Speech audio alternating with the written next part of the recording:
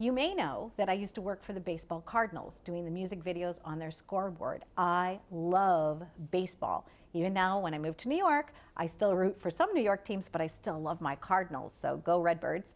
And with us now is Brad Merila, and he's known as the Stadium Guy. Brad, welcome to the show. How are you? Thank you, Donna. I'm good. Thank you very much for having me. We got to meet in person the other day because in our new studios, you got to be a guest on Spot Sports. Yes. I just fell in love with your artwork. Thank you. Grew up as an artist myself. I am like at least third generation artist, maybe fourth generation artist. And what's so fascinating is that the detail. What made you decide to start creating stadiums? Well, when Yankee Stadium was being renovated, when the idea came about that New York City was going to renovate Yankee Stadium, I knew that the old stadium would not be in existence anymore, and I wanted to build a model that would keep it alive for generations to come. Tell us about your process. Well, when I was 13 years old, I gathered up newspaper clippings. I gathered up as many pictures and films and whatever that I could to get a representation of the model, because, you know, back then there was no internet, nothing like that, so I had to rely on things that I had watched on television, things that I had written down when I went to the ballpark, counting lights and towers, counting seats and sections, etc. And then when I gathered up all the information that I thought I needed, that's when I began. I was 13 years old when I started it. And how long did Yankee Stadium take you to complete? 16 and a half years. I was 30 years old. Wow. Yeah. And when you I just want to know, what was the icing on the cake? What was the finishing touch, Brad, where you were able to walk away and say, and now it's complete? The final light tower. Okay. That was it. The sixth light tower, once that was done, I knew I had it.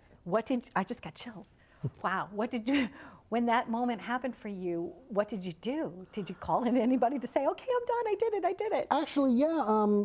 I called the local newspaper, the Suffolk Times back then, and once that story was done, it started to snowball, and this was 1989. The next thing was Newsday. The next thing was Channel 55. The next thing was not one, not two, but 3 News 12 appearances, a radio appearance on the Pete Franklin Show on WFAN. From that came a one-time visit to the Hall of Fame in July and August of 1989. This model, the Yankee Stadium model, was included in a baseball art exhibit. And then from there, it went to the Yogi Berra Museum. It went to Mickey Mantle's restaurant. I did an interview with George Grand when he was broadcasting with the Yankees back in, I believe it was 1990. And then in 1998, it picked up again with the 75th anniversary of the old stadium. The MSG network did a piece on it, and that was the last thing that we had actually done, and that was quite an exciting time in my life. Well, it's interesting that you mentioned 55, because we're actually physically in the studio that used to be TV 55, yes, because it's where I started my career back in the early 90s.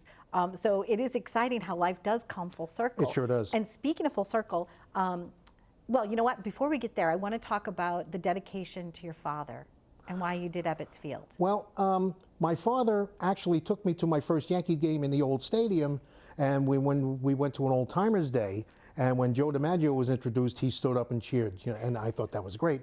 And I said, well, you know what, at some point in my life, maybe after I finished this model, I didn't know it was going to take 16 years, right? I would build an Ebbets Field model. And I started that one in 1989 after I finished this, and finished it in 1991. So it took 22 months. I was, you know, a lot older then. I was 30, 31 years old. And still no internet, so I had to fight like heck to try to find pictures and clippings and blueprints, and still no blueprints, but I was able to find a seating chart. I'm like, okay, well, this is as good as I'm going to get. So I had the same process that I had done with the Yankee Stadium model. Same thing. So, and what was the last piece for that? The last piece with that was actually the sidewalk. That Okay. when I embedded it into the case, and then I did the sidewalk, and that was the very last thing I did. And now we can announce it, because by the time this airs, the official announcements will be in place. So, ladies and gentlemen, boys and girls, children of all ages, Brad, what's the next journey for? I'm going to cry. This is so silly. what's the next journey for you? Where are these going? Both models will be permanently housed in the Baseball Hall of Fame at Cooperstown, New York. Thank you. Thank you. Congratulations. Thank you so much. Appreciate it. Your passion, your dedication, your journey, your commitment, you know, not just to baseball, but to art, to your family, it's just evident. And I know you do other things too, like you sing and you do you play music, you're a musician. I am, you know, yeah, I you're am a musician, multi-talented. yes. But congratulations. I Thank am you so much. so happy for you, truly. And I just wanted to have an opportunity to celebrate you, to have you on the show, to share your journey with our guest, because you're an inspiration. So way to go, Brad. Thank you so much. You're welcome. And that is how you make a home run in life. Stay tuned. We've been living it up right here with Brad Merila.